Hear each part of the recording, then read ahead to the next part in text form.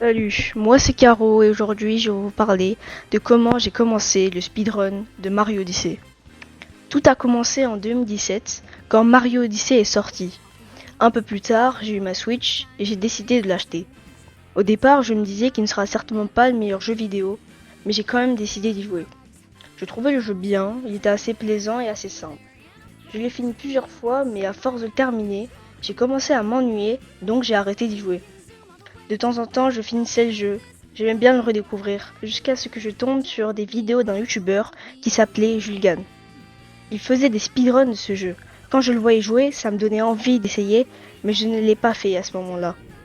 Mais un jour, en 2025, un de mes potes décide de faire une compétition de jeux vidéo où je participe, et dedans, vous l'avez certainement deviné, il y avait Mario Odyssey, où pour gagner, il fallait le finir le plus rapidement possible, c'est-à-dire le speedrun.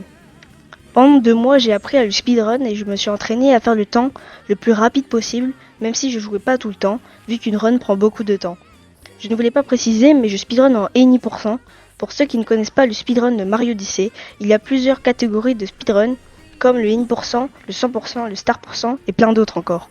Pour revenir à l'histoire, j'ai réussi à faire un temps de 1h39, mais après ma run, pendant à peu près un mois, j'ai fait une pause au speedrun. Mais maintenant, j'ai recommencé à speedrun le jeu et mon meilleur temps est de 1h26. C'est la fin de ma première vidéo, j'espère qu'elle vous a plu. N'oubliez pas de vous abonner pour voir les prochaines vidéos sur ma chaîne. C'était Caro, salut.